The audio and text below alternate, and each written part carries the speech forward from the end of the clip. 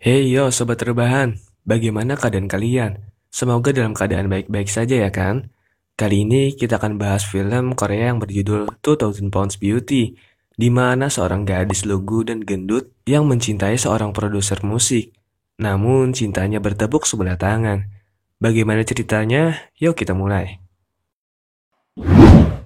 Awal cerita, seorang gadis yang bernama Kang Hana sedang meramalkan jodoh dengan orang yang ia cintai di sebuah dukun. Ia terus datang ke dukun tersebut, padahal sudah tahu hal itu tidak mungkin terjadi. Namun Hana yang lugu itu tidak pernah menyerah. Akan tetapi, nasib sial si dukun selalu ada ketika Hana di dekatnya. Sampai pada akhirnya dukun tersebut mengusir dirinya. Diketahui bahwa Hana mempunyai wajah yang tidak cantik dan berbadan sangat gemuk. Namun, mempunyai suara yang sangat indah dan merdu. Dengan suaranya lah ia menghasilkan uang untuk dirinya dan ayahnya. Pekerjaannya adalah seorang telepon suara mantap-mantap. Dengan suaranya yang basah, membuat pelanggannya tidak merasa kesepian lagi. Bukan hanya itu, pekerjaan utamanya adalah seorang penyanyi. Tidak seperti yang kita bayangkan. Ia adalah seorang penyanyi bayangan, atau disebut ghost singer, di mana Hana yang menyanyi di balik layar dan Amy yang melakukan lip sync. Akan tetapi keadaan tidak terduga terjadi. Hana terjatuh dari lantai, membuat orang-orangnya panik, termasuk pria yang Hana cintai, yaitu Sang Jun. Ia adalah seorang produser musik dari Hana. Untung saja Sang Jun bisa mengatasi masalah itu dengan hati-hati. Andai ketahuan bahwa itu hanya lip sync, maka tamatlah sudah musik mereka. Setelah konser tersebut selesai, Sang Jun terlihat sangat mengkhawatirkan Hana, yang membuat orang-orang heran. Hana lalu menceritakan kebaikan gebetannya ke sahabatnya, tetapi ia meledek Hana dan menyuruh Hana tidak terlalu berharap kepada Sang Jun. By the way, Hana dulu ternyata juga pernah pacaran loh. Namun pada akhirnya hanya dimanfaatkan oleh pria itu. Pernah suatu ketika terlihat busana seksi dan hanya bisa menatapnya, karena baginya mustahil. Lalu mereka membuat tato sebagai tanda persahabatan mereka. Jika dilihat-lihat, Sang Jun sangat perhatian kepada Hana.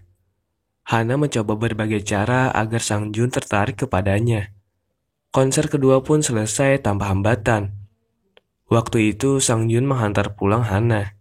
Sang Jun memuji Hana terus-menerus, membuat Hana berharap lebih kepadanya. Mereka pergi ke rumah sakit. Sesampainya, Sang Jun penasaran Hana bertemu dengan siapa. Ternyata ayahnya mengalami kelainan mental. Namun Hana sangat sayang kepadanya. Akan tetapi ayahnya mengira bahwa Hana adalah istrinya. Dan Hana mau saja berpura-pura menjadi istrinya. Mereka selalu berdansa ketika bertemu. Di sisi lain, Sang Jun senyum-senyum sendiri sambil melihat catatan Hana. Apakah Sang Jun mulai menyukai Hana? Entahlah. Besok harinya Hana dikirimi sebuah busana yang katanya dikirim oleh Sang Jun. Hana menyukai itu. Namun sahabatnya malah menertawakannya. Malam itu Sang Jun mengadakan pesta ulang tahun. Kedatangan Hana membuat risih orang-orang karena badannya yang gemuk. Lalu datanglah Amy, menggunakan busana yang sama dengan Hana.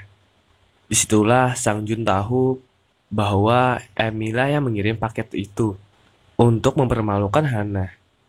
Melihat penampilan Amy, Hana merasa malu dan pergi. Setelah itu, Sang Jun berdebat dengan Amy di toilet. Sang Jun mempertanyakan kenapa Amy melakukan hal itu. Ia takut jika Hana keluar dari grup tersebut. Amy suaranya jelek, tapi cantik dan seksi.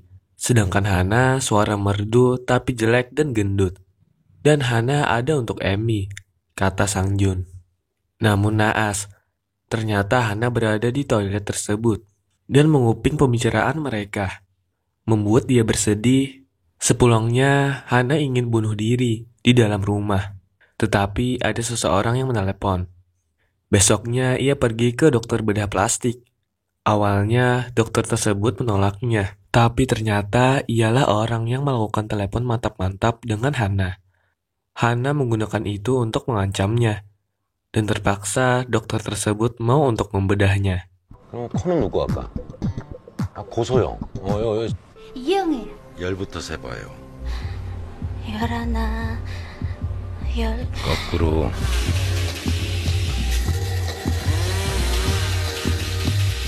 Di sisi lain, dengan Hana keluar dari grup tersebut, kini mengalami kebangkrutan. Hana yang serius melakukan perubahan pada tubuhnya siang dan malam, kini mulai kelihatan hasilnya. Dengan kehidupan baru, ia merubah namanya menjadi Jenny. Sampai pada akhirnya perbannya dilepas. Ketika Jenny bercermin, ia langsung menangis karena kini ia sangat cantik dan seksi. Saat itu ia kabur dari rumah sakit. Namun terlihat ia seperti kurang terbiasa dengan tubuh tersebut dan terlihat konyol. Dia terlalu bahagia sampai menari-nari di jalanan. Ketika berjalan-jalan di mall, ia melihat Sang Jun dan Amy. Jenny lalu mengikuti Sang Jun. Seorang pun lewat dan tertabrak tiang setelah melihat kecantikan Jenny. Ketika Jenny menolong orang tersebut, Sang Jun muncul dari belakang. Jenny tidak sanggup untuk bertemu dengan Sang Jun, lalu memakai helm dan kabur begitu saja. Jenny terus menguntit di sebuah lelang mobil. Awalnya, Jenny menghina sebuah mobil rongsokan di sana. Tapi setelah dikatakan cantik oleh penjualnya, ia langsung saja membelinya. Di dalam mobil rongsokan tadi, ia berulang kali memuji dirinya sendiri, sampai ia tidak sengaja menabrak mobil. Supir tersebut marah. Namun lucunya, saat melihat Jenny, seketika supir tersebut menjadi baik dan mengkhawatirkannya. Lalu datanglah polisi ingin menilang. Tetapi konyolnya lagi, ketika melihat Jenny, ia langsung membatalkan, bahkan meminta nomornya. Namun penumpang wanita di situ tidak terima dan menyuruh Jenny mengeluarkan SIM. Pada akhirnya, Jenny dibawa ke kantor polisi dan ia memanggil sahabatnya. Ketika bertemu, ia tidak mengenal Jenny, bahkan ia salah orang. Sampai Jenny membuktikan dengan tato persahabatan mereka. Jenny mengatakan bahwa ia ingin kembali ke grup itu. Saat itu, mereka sedang mengadakan audisi. Jenny mengikuti audisi tersebut. Awalnya ia terlihat aneh. Namun ketika bernyanyi, membuat kagum siapa saja mendengarnya. Setelah berdiskusi, akhirnya ia diterima di sana. Dan Sang Jun tidak tahu bahwa ia adalah Hana. Awalnya Jenny bernyanyi dengan gaya. Sampai Sang Jun menyuruh Jenny untuk bernyanyi dengan sepenuh jiwa. Seperti pada video itu. Jenny menertawakan orang di video itu karena jelek dan gendut. Namun Sang Jun memarahinya karena bagi Sang Jun ia adalah orang yang spesial. Dari situ Jenny berencana mengakui bahwa dialah Hana yang dulu kepada Sang Jun. Namun sahabatnya mengejeknya karena itu adalah hasil operasi plastik. Padahal ia sendiri ditipu oleh seorang pria, namun tidak disadarinya. Setelah itu, Jenny pun mengurungkan niatnya. Jenny berbicara masalah operasi plastik dengan Sang Jun. Namun terlihat Sang Jun membenci orang yang melakukan operasi plastik. Selanjutnya dimulailah konser perdana Jenny. Awalnya ia terlihat canggung dan membuat Sang Jun putus asa. Namun dengan mantap ia membawa lagu Ave Maria, membuat para penonton terbawa suasana. Konser tersebut pun sukses besar, dan Jenny menjadi sangat terkenal. Untuk merayakannya, mereka berdua minum-minum bersama. Di situ Sang Jun nekat mencium Jenny sambil meremas. Seketika Jenny ingat kata dokter bahwa jika dipegang itunya, maka silikonnya akan ketahuan. Pada akhirnya adegan mantap-mantap menjadi gagal. Jenny hanya bisa meratapi Sang Jun. Dan secara tak sadar, ia menggambar simbol tatonya di dinding. Lalu ketika Sang Jun melihat ke dinding, ia melihat sebuah simbol yang mengingatkannya dengan Hana. Barulah ia sadar bahwa Jenny adalah Hana. Sang Jun mulai terlihat frustasi dengan hal itu. Malam itu mereka mengadakan pesta. Namun tiba-tiba Amy membawa ayah Hana. Sepertinya Amy sudah tahu bahwa Jenny adalah Hana. Ayahnya memberi sebuah boneka Barbie, namun dilempar oleh Jenny. Sang Jun pun datang dan menanyakan apakah Jenny mengenal orang tua tersebut. Namun Jenny hanya mengatakan bahwa dia cuma penggemarnya saja. Ia pun menyesal atas perbuatannya itu. Saat Jenny ingin mengatakan bahwa ia adalah Hana, tetapi Sang Jun sudah mengetahuinya lebih dulu. Jennie mengungkapkan isi hatinya bahwa ia melakukan operasi plastik agar disukai Sang Jun. Namun sekarang malah sebaliknya. Jennie sangat patah hati dengan itu. Ia hanya bisa menangis dan menangis. Di sisi lain, kedok Jennie sudah ketahuan. Kini publik tahu bahwa Jennie adalah Hana. Si bos besar awalnya menyuruh agar membatalkan konser berikutnya. Tapi Sang Jun menolak usulannya tersebut.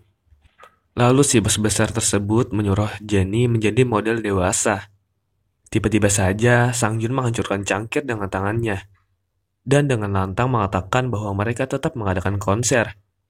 Semuanya terdiam, melihat tangan Sang Jun bercuratan darah. Lalu Sang Jun membawa Jennie keluar dan melihat sahabatnya dan ayahnya. Setelah itu, Jennie meminta maaf atas apa yang diperbuatnya semalam. Tapi sahabatnya nampaknya masih kesal. Setelah konser mau dimulai, Jennie mendadak tidak mau bernyanyi. Ia merasakan hanya dimanfaatkan saja. Namun Sang Jun menegaskan bahwa konser kali ini bukan untuknya maupun Amy, tapi demi dirinya sendiri. Pada akhirnya ia mau untuk tampil. Terlihat ayahnya Hana sangat senang melihat anaknya tampil, dan ia membawa boneka Barbie di tangannya. Ayahnya kemudian maju dan berjoget-joget di depan panggung. Petugas pun mengusir orang tua tersebut. Namun tiba-tiba Jennie menghentikannya, lalu meminta maaf kepada para penonton, dan mengakui bahwa ia bukanlah Jennie, tapi adalah Hana. Di situ ia mengakui semuanya, bahwa ia dulu seorang wanita jelek dan gendut, bekerja sebagai ghost singer, lalu melakukan operasi plastik. Ia bahagia menjadi sosok Jennie, karena dicintai oleh banyak orang. Akan tetapi ia mengatakan bahwa kali ini dia menyanyi untuk terakhir kalinya. Semua orang terharu dengan itu. Kini Jennie sudah tidak ada lagi. Yang ada cuma Hana. Hana lalu berlari menuju ayahnya. Ia memeluk ayahnya dengan erat. Dengan pelukan itulah konser tersebut berakhir. Besoknya nama Jennie menjadi hancur. Akan tetapi nama Hana mulai meroket. Hari makin hari, Sang Jun terlihat suka dengan Hana. Yap, pada akhirnya kita semua digantung apakah Sang Jun dan Hana saling suka atau tidak. Aku benci dengan hal ini. Oke, jangan lupa untuk like video ini dan subscribe bagi yang belum, karena aku akan upload video terbaru tiap minggunya. Terima kasih dan bye.